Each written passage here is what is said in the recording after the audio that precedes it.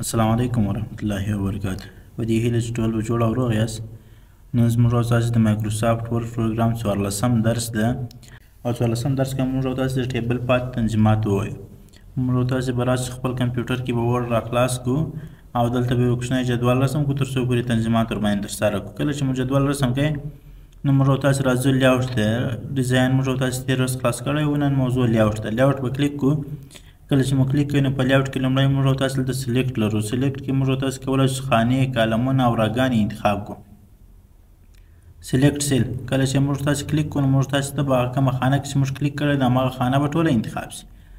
سلیکټ کالم کوم کالم کې چې موږ کلیک کړی ده نو هماغه کالم به ټوله راته انتخاب شي. سلیکټ را که چیرې کلیک کړو نو موږ ته به یوازې هغه کومه را چې موږ کلیک پکې کړی ده هغه را به انتخاب شي. او سلیکټ ټیبل که چیرې موږ تاسو کلیک کړو نو موږ تاسو ته به دغه ټیبل یا جدول ټوله انتخاب شي. که چیرې موږ تاسو غواړو خانه انتخاب کړو داسې په لوی کونج ورته ودرېږو کلیک به وکړو خانه انتخابېږي. که غواړو کالم انتخاب کړو نو را به سر له خوا به داسې ورته ودرېږو. کله چې موږ تاسو کلیک وکړو کالم به انتخاب شي او که مو را انتخابوله نو له یو بغله داسې کلیک ورته کوو همغه را به راته انتخابېږي. که غواړئ چې ټول ټیبل انتخاب کړئ نو پر دغه علامه باندې کلیک وکوئ تر څو پورې ټول ټیبل انتخاب شي. په اسانۍ سره موږ تاسو کولی شئ دا ټیبل انتخاب کړو. ګریډ لاین د لکه تېره ویډیو کې چې موږ تاسو ورکړل چې نو بارډر انتخاب وي نو بیا که ګریډ لاین انتخاب وي موږ تاسو ته به یو بارډر ښودل کېږي که نه یا به نه ښودل کېږي. موږ تاسو راځو دا به نو بارډر کړو. کله چې نو بارډر کړو نو اوس موږ تاسو ته دغونه نښانونه ښودل کېږي چې دلته یو بارډر شته او که چېرې دا نه انتخاب بیا نه ښودل کېږي. پراپرتیز دلته موږ تاسو کولی شئ د جدول نور تنظیمات ترسره کړو. اول پریفیرډ ویډج ده. دلته موږ تاسو کولی شئ پراخوالی ورکړو. څومره پراخوالی چې خانو ته ورکوئ په همغه اندازه یې ورکولی شئ. په انچ سره ورکوئ که فیصدي باندې زه فیصدي سره پراخوالی ورکوم ورته همدارې 15% شي. د عادي حالت څخه به نه اوس کوچنی وي ځکه عادي حالت یې 100% و اوس 15% ته دغه اندازه یې راټیټه شوه. همدارنګه کله مخکې چې موږ جدول او خط سره لرو نو دا به د جدول او د خط ترمنځ تنظیمات دي. موږ تاسو به راسو لومړی به له خپل جدول سره یو څه ختم ولیکو. جدول به له یو طرفه کم کړو تر څو پورې خط ورسره راشي.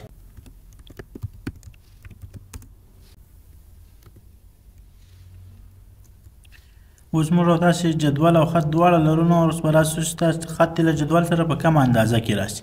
هر اندازه کې چې تاسو غواړئ په همغه اندازه یې راسولی شئ. فرض کړه زه ورته وایم سنټر نو دا خط به جدول به ورسره پر منځ باندې راشي او که رایټ ورته کلیک کوم نو جدول به ورسره په راسته طرف کې راشي.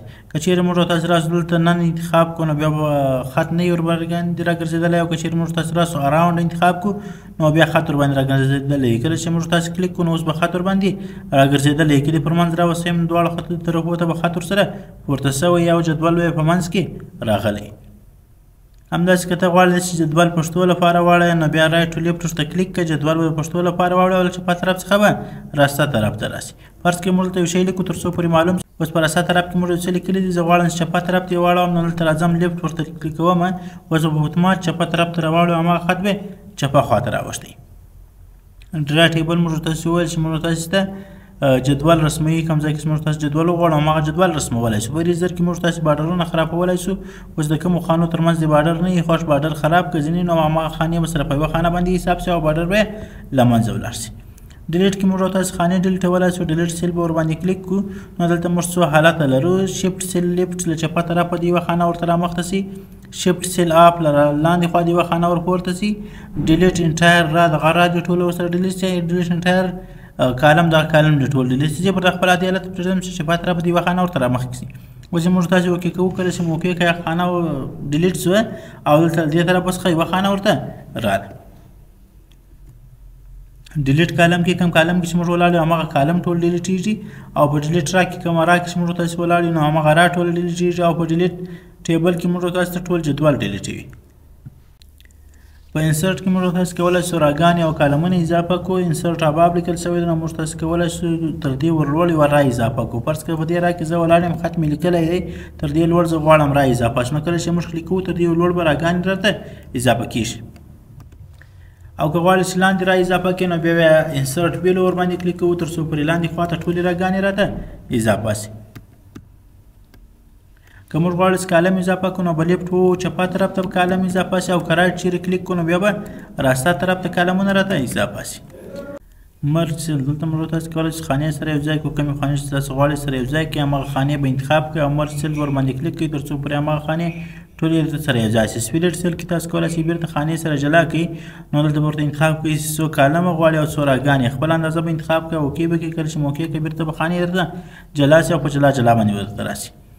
سپلیټ ټیبل کې کو نو کلیک په ورباندې وکړو. همدغه جدول به مو دوه برخو به ته وویشل شي. آوټپوټ دلته موږ تاسو کولی شو هغه اندازې راواخلو لکه څنګه چې مو مخکې ویډیو کې ویلي وو. آوټپوټ ټو کانټینس که چیرې انتخاب وي نو د جدول به دومره راته جوړ شي څومره چې زموږ ضرورت ده ورته د خطه په اندازه به شي. او آوټپوټ ټو وینډو دا به بیا د صفحې په اندازه شي. که یو خانه وه هم دا صفحه به یې ټوله نیولې او که لس خانې وي هم صفحه به یې ټوله نیولې. فیکسډ کالم ویش که چیرې انتخاب کړو دغه اندازه ده چې موږ تاسو په خپله خوښه اندازه ورکوله. خپله خوښه اندازه دلته ورته ورکوو. دا یې جګوالی ده څومره جګوالی ستاسو غواړئ ورته انتخابولی شئ. او لاندې یې سور دی څومره سور ستاسو غواړئ ورته اضافه کولی او ورته کمولی شئ. موږ تاسو کولی شو د راګانې چې موږ تاسو یوه ته اندازه غټه کړې ده د بلې اندازه کمه ده دا ټول سره په یوه اندازه که موږ تاسو به دا ټول انتخاب کړو. کله چې مو ټول انتخاب کړئ نو اوس راځو موږ تاسو دلته ډسټریبیوټ را او ډسټریبیوټ کالم لرو. که ډسټریبیوټ را ورته کلیک کړو نو موږ تاسو راګانې به ټولې په یوه اندازه چې کوچنۍ راګانې به غټې شي او غټې راګانې به ورسره کوچنۍ شي. او که موږ تاسو غواړو چې ډسټریبیوټ کالم ورته کلیک کړو یعنې کالمونه ټول په یوه اندازه کړو نو موږ تاسو کلیک ورباندې کوو تر څو پورې غټ کالمونه کوچني او کوچني کالمونه غټ شي او کالمونه ټوله ته په یوه اندازه باندې جوړ شي. په خانې په داخل کې موږ تاسو یو بلې خوا ته خط لولی شو. کوم طرف چې مو خوښ نو هماغه طرف ته خط انتقالولی شو بیا په هماغه طرف کې راته راځي. ډایرکشن کې موږ تاسو په خانه کې خط څرخولی شو. کوم طرف ته چې غواړئ خط وڅرخوئ نو هماغه طرف ته خط څرخیږي او خط راته راځي. سیل مرجن دلته موږ تاسو کولی شو په خانه کې خالي ساحې پرېږدو. موږ فرض کړه لوړې خوا څخه په خانه کې خالي ساحه پرېږدو نو هر څومره خالي ساحه چې تاسو خوښه وه هماغه پرېږدئ. اوکې به کړئ. اوس که دا خط زه چېرته سر خواته هم کوم نو سر ته نه ځي ځکه موږ ته ویل چې په خانه کې دې خالي ساحه له دې طرف څخه پاتې وي. نو دا تاسو کولی شئ له څلور طرفه له هر طرفه چې تاسو غواړئ په خانه کې خالي ساحه پرېږدئ هغه پرېښودلی شئ. الاو سپیسینګ بټوین سیلز د خانو ترمنځ خالي ساحه درته پرېږدي. هر څومره ساحه چې تاسو انتخاب کوئ اوکې به کوئ.